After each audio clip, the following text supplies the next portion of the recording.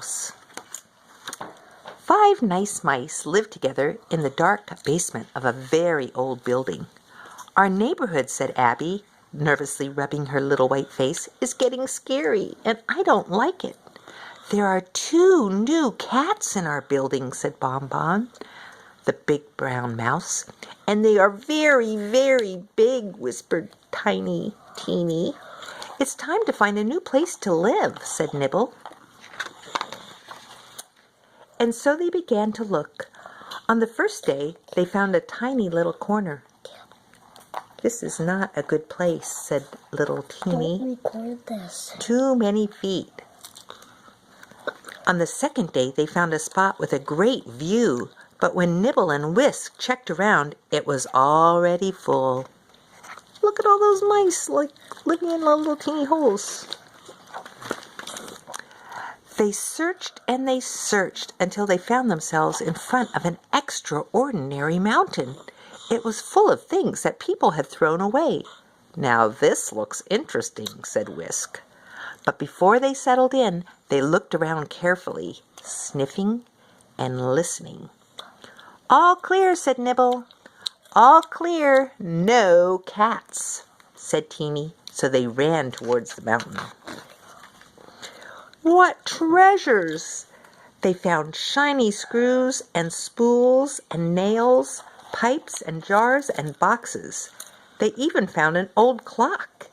You know, said Nibbles, we could build our own house right here. Ooh, they could have a bear as a bed. The others agreed that it was a wonderful idea. If we build the floor up here off the ground, said Whisk, then we won't get wet feet when it rains. Keep pushing, said Nibble, huffing and puffing and pulling as hard as he could. We're almost there. I'll build a ladder, said Abby. Very clever. They found a big red chair, turned it over, and made it into a perfect roof. But there was so much more to do. There were things to lift, things to stack, things to connect, and things to hammer. And things to cover. Yes. Let's cover the chair. Yeah. They have to, put walls up. Yep. Whoop, they're busy. Careful with the shingle, said Teeny. I'm gonna go get the goldfish box out of the car. Okay. Don't worry, Teeny. I've got it, said Bomb. Abby, what are you going to do with that pot? Asked Whisk, still hammering on the roof. Oh, look at that. It's a grate. That tin is good. It looks like it's probably a water collection. Oh, that's the bathroom. We can use it to collect rainwater, said Abby. And after they connected a pipe to it, they had their very own shower. Hooray! They all said together. And they whistled and they sang, It will be a wonderful house, our very own, perfectly wonderful mouse house.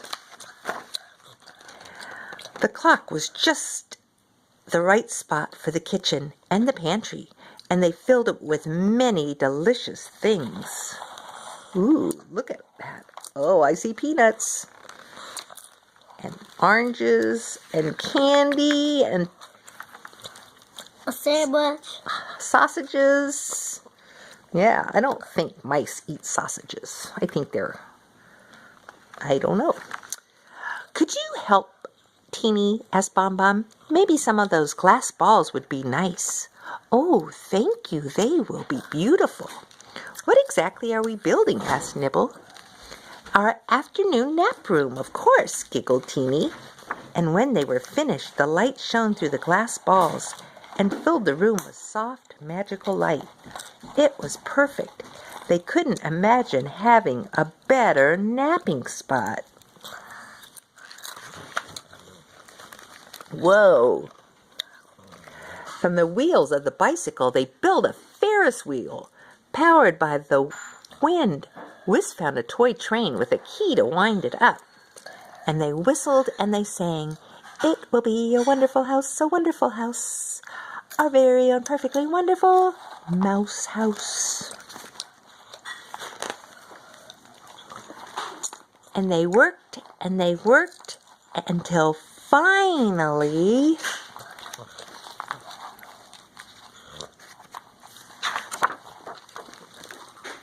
it was finished. Their perfectly wonderful mouse house was finished. There had never been such a house, and they were so proud of their work. Then, just when it got dark and they crawled happily into their new beds, there was a very loud noise.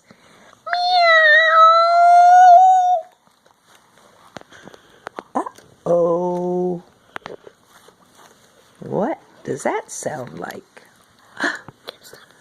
Oh no, it was a very big cat, and it was tangled in some old twine. We're going to have to fight, said Whisk. Don't get too close, said Abby. It might gobble us up. Maybe, said Bomb, we should bite his tail.